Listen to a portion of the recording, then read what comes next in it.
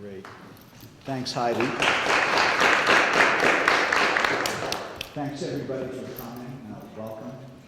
Very quickly, let me go through the law, question 4, because what you are voting on is a law.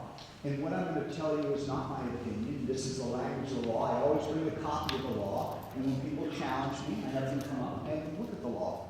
Right? Now, I know that people think, well, lawyers can make up anything. You can't make up anything. That's why the law is written down. So let's begin with what's going to happen. Well, first of all, when the law passes, they're going to create a Cannabis Control Commission. It's going to be appointed and become effective on February. So you vote in November, the law becomes effective on December 15th. Now, why is that important? Because before we even have regulation, the minute the law passes, December 15th, anybody in Massachusetts, in their own home, including apartments and condos, anywhere you live, you can have 6 marijuana plants per adult. Now, a maximum of 12 per household. So that means if I'm in a home with another adult, I can have 12 marijuana plants. The average yield per plant on marijuana is about a pound. So that's a $5,000 worth just for one plant of marijuana. Okay. No registration, no regulation, no local permit permitted. State law will allow you to grow 6 plants per adult, 12 maximum per household. Where's it done? Wherever you want. It can be done in your home, it can be done outside. The only requirement is that the plants are not visible from a public street. Can your landlord do anything about it? No. Now, the other day, somebody who was behind question 4 said, yes, the landlord can. I said, no, they can't. Look at the language of the law. The law says a landlord may prohibit you from smoking marijuana in an apartment that you rent, but the landlord may not prohibit your consuming cannabis products like gummy bears and some of the concentrates that we talked about. And it says nothing about plants. The landlord cannot prohibit you. So when you live below me in my apartment building and you come up and say, I don't like your marijuana plants, they smell, I don't want you to do it, I'll say, too bad. State law lets me do it. Well, the landlord doesn't like it. Too bad for the landlord. Okay? So that's the first thing. Now, Cannabis Control Commission is active on February, and from February to October 1st of 2017, the Cannabis Control Commission is told to accept applications for recreational marijuana sales, cultivation, and manufacturing. But the Cannabis Commission is also told you must set aside 75 licenses for medical marijuana dispensaries. And you have to issue all those. Now, here's the thing. People say, John, don't worry, the recreational sales begin on January 1st of 2018. No, they don't. The law simply says that applications can be accepted up till October 1st, 2017, but it doesn't prevent the Cannabis Control Commission from issuing licenses immediately. In fact, the application deadline is also the operational deadline. When you applied to college, did you know whether you got in the day you submitted your application? People can be issued licenses immediately under this law. But here's the worst thing. The 75 licenses that I'm telling you are set aside, and the application deadline is listed in Section 10 of the Act. But go back and look at Section 6. I know what you're thinking. Why didn't they put this in Section 10? Because they don't want you to know about it. When you go back in Section 6, what it says is, if the Cannabis Control Commission does not issue regulations by January 1st of 2018, medical marijuana dispensaries will be able to sell recreationally, automatically, without regulation and without licenses. Now, I have people say to me, don't worry, John. Our town has a written agreement with a medical marijuana dispensary that they're not going to sell recreationally. That written agreement is going to be unenforceable when this thing passes. Because one of the things the Cannabis Control Commission is told, they said, They're told, you can do this. You can license, you can regulate sales, advertising, location, security, but you may not prevent the recreational sale of marijuana at an existing medical dispensary. If you have a medical marijuana, if you're an owner of a medical marijuana facility, by operational law, you are automatically permitted to sell recreationally at the location where you are dispensing marijuana for healthcare purposes. Now, the other thing the Cannabis Commission is told is you cannot require organic farming methods for recreational marijuana.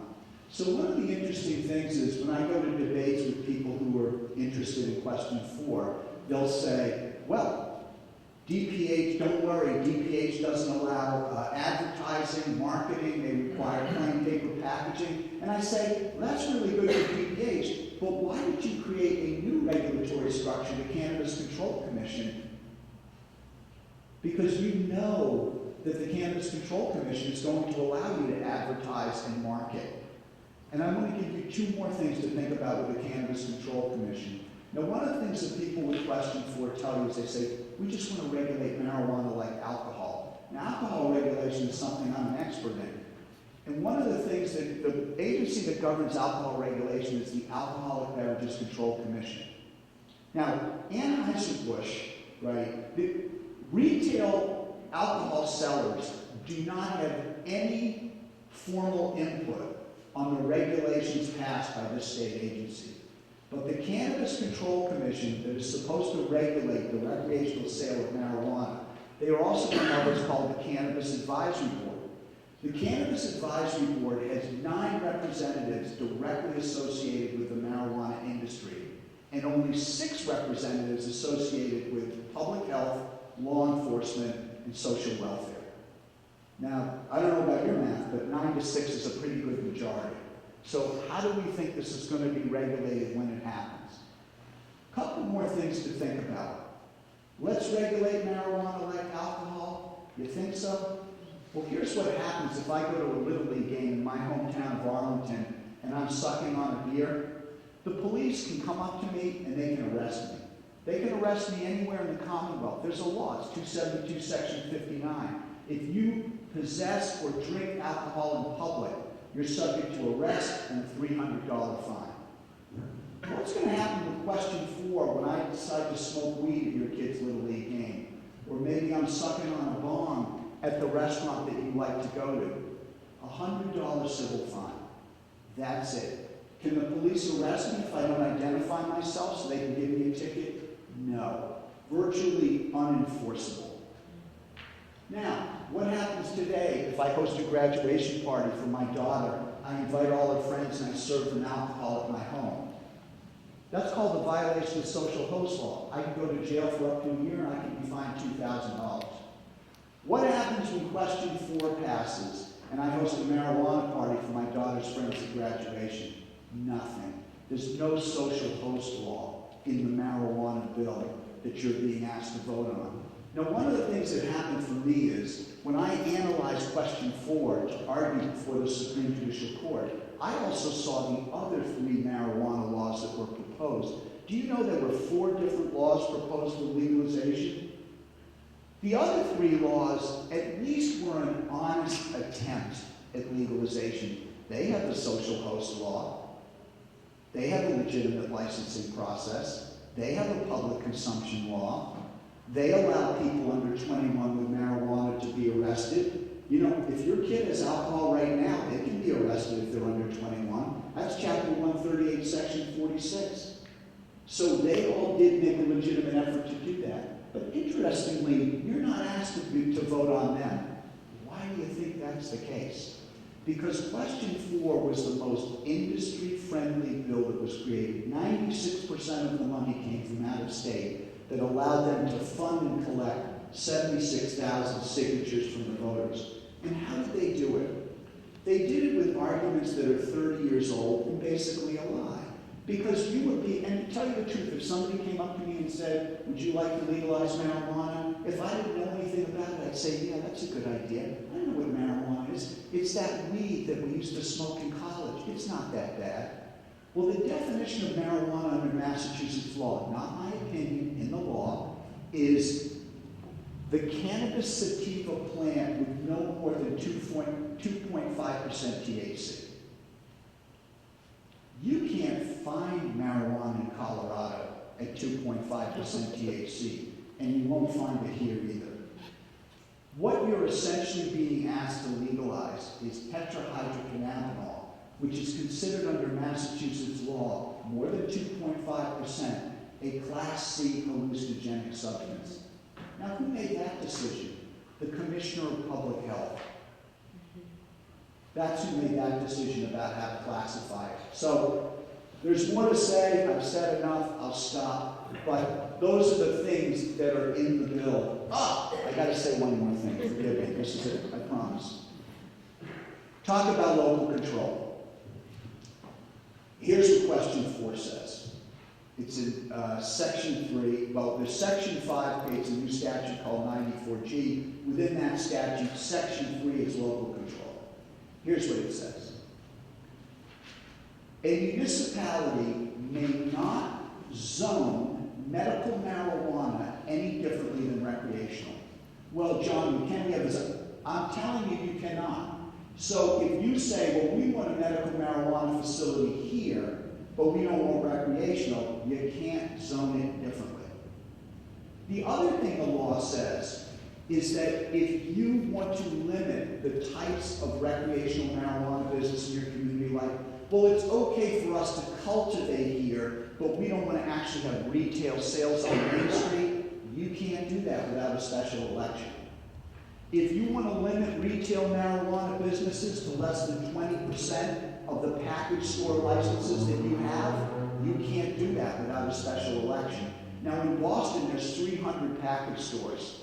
So they are going to have 60 recreational marijuana dispensaries, whether they like it or not, unless they have a special election in that city. You cannot limit recreational sales at a medical marijuana facility unless you have a special election.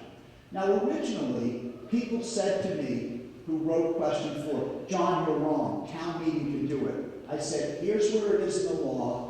You show me where it's different. And you know what? I had a debate with one of them the other night, and they said, well, yeah, you're right. It's a special election. Okay? Now, even if you decide to limit, you may have to have multiple special elections. Because maybe you say, you know what? We want to have fewer recreational dispensaries in our town than 20%. You have a special vote. But then somebody says, well, I don't think we want our medical marijuana facility to sell recreationally anymore. That's another election. Okay? So it really creates, and that's expensive. Now, one last thing. This law, I've never, in my public and private life as a lawyer, I've never seen this written into a regulation. It says, your community and the Cannabis Control Commission may not enact any regulation which is, quote, unreasonably impractical. How is that defined? Well, you go to section 1. Unreasonably impractical is defined as anything that would make a normally prudent business person be unwilling to engage in the profit-producing sale of marijuana. Talk about a litigation festival. Any regulation where a recreational marijuana owner can say, hey, that's too deep a cut in the profit margin that I reasonably anticipated when I undertook this business, they're going to go to court and they're going to make that argument. So, just a snapshot. I'll stop. I hope you found that helpful. Yeah, thank you.